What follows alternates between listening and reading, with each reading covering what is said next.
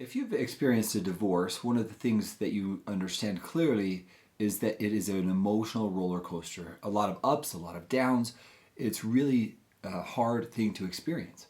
Now, as a professional therapist, I've been working with individuals for almost 30 years. And I have found that as individuals go through divorce, they go about it in different ways.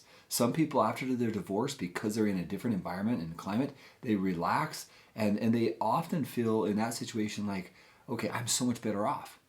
But statistically speaking, that's a smaller group, whereas most people, they really have a difficult time adjusting to life after divorce. Somewhere between 70 to 80% have this struggle adjusting. They eventually do, but they struggle with the loneliness, they struggle with making sense of their past, they struggle trusting people again.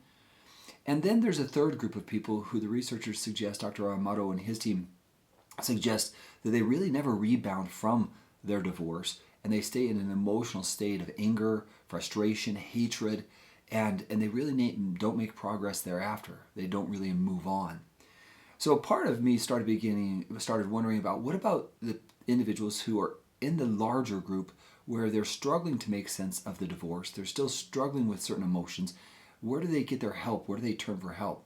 So I started then looking at what we can do as professionals to help individuals who are in that state of, I feel stuck, I need to move forward. Now for that reason, I've been working on what's called the Post-Divorce Adjustment Inventory.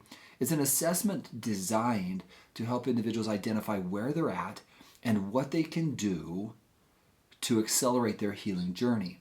And it's all based on research. The researchers have found that if we do specific things, we can accelerate our healing process. There are two things in particular that really stood out in the research. The first is actually having a meaningful person in your life post-divorce. This is a one-on-one relationship of a person you can turn to and rely on.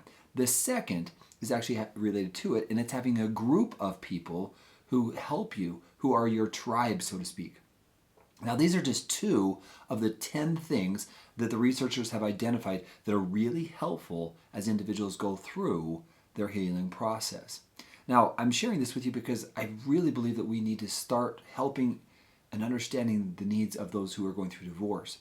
Now, the reason why this matters to me in particular is I've done a lot of research with infidelity and sexual betrayal, and the researchers is showing that currently about 6 out of 10 relationships are ending in divorce because of infidelity. Well, I know that about if 6 out of 10 are related to infidelity, I know that many of them, 70 to 80% of them, are experiencing PTSD symptoms from the relationship that's ending. So what happens to the PTSD? Where does it go? That is one of the core questions that I'm spending my time researching right now, trying to understand where the PTSD symptoms go. How do they go away? How do they get treated? And that's something that I'm interested in learning at this time. Now, my hope is to be able to help individuals, and this is what I'm working on right now, is to help those individuals who've been through a difficult divorce make the transition as quickly as possible. Anyway, these are a few thoughts that I have today on this process. If you're going through a divorce and you'd like to learn more, feel free to contact me at Dr. Kevin Skinner at humanintimacy.com. I'd love to get information from you and ask you questions about your process. So if this interests you, I would love to ask you some questions. All right. Thanks for taking the time to be with me, and let me brainstorm on this concept of how to help individuals deal with divorce more effectively. Thank you very much.